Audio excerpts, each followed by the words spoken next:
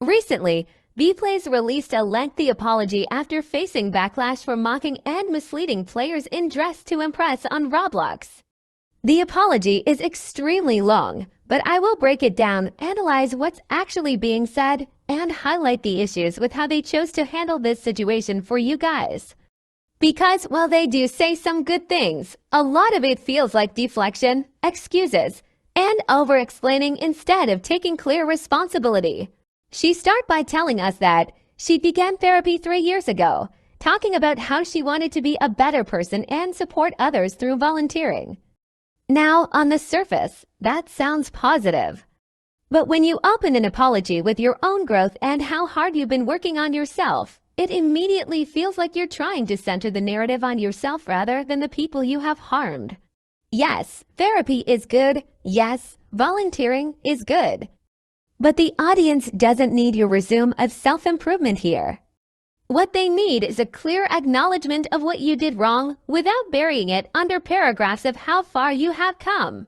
Next, she insists that she is not an awful person, that she never meant harm, and that her goal isn't to convince anyone to believe in her today.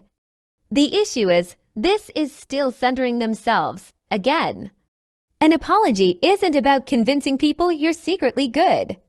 It's about facing the fact that your actions caused harm regardless of your intent. Intent matters less than impact, and this reads like damage control rather than true accountability. They also mention not wanting to name anyone so others won't send hate, which is fine, that's fair. But then they start talking about how others in the Dress to Impress experience should also be held accountable for their own behavior. And this is where it starts to look like blame shifting. If this apology is about your mistakes, why are you dragging others into it? Why are you suggesting other people are using this situation to avoid accountability? That doesn't sound like genuine reflection. It sounds like you're making sure you don't go down alone. The second half of this statement dives into a very long backstory, going back to when they were 19, dealing with depression, dysphoria, and anxiety, and how they formed unhealthy friendships with younger people. Now, it's valid to explain the circumstances of your life. But this goes on for paragraphs and paragraphs, detailing their mental health struggles, their loneliness, their toxic friend groups, and their bad decisions. Again, it's more about them than the people they hurt. It's framed almost like, yes, I did bad things, but here's why I was in such a bad place that I did them. That comes across as excuse-making. Apologies are not therapy sessions. If you need to process your trauma, that's fine, but don't dump it in what's supposed to be an accountability statement. They repeatedly say things like, I never meant harm. No laws were broken. This does not excuse my behavior. Notice the pattern. They'll acknowledge wrongdoing, but immediately soften it with disclaimers. It feels like they're trying to make sure people don't think too badly of them. That's not taking full ownership. That's minimizing. Throughout this statement, they talk about how much they regret it, how they wish they could slap their younger self, how they live with the guilt every day.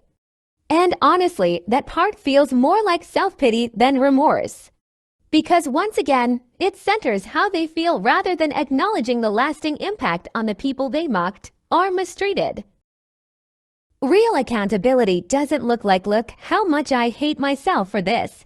Real accountability looks like, here's what I did, here's who it hurt, here's how I will make sure it never happens again, period.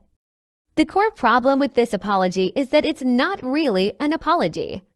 It's an autobiography. It's paragraphs and paragraphs of justification, excuses, explanations, trauma dumping, and reminders of their personal growth.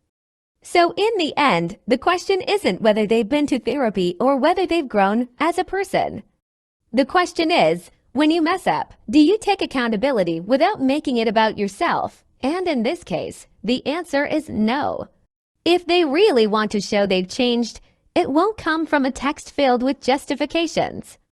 It'll come from their actions going forward, how they treat people, and whether they can stop centering themselves when they've caused harm. So what do you think? Was this apology sincere? Or was it just damage control or making it about themselves rather than apologizing properly? Let me know in the comments. Thanks for watching.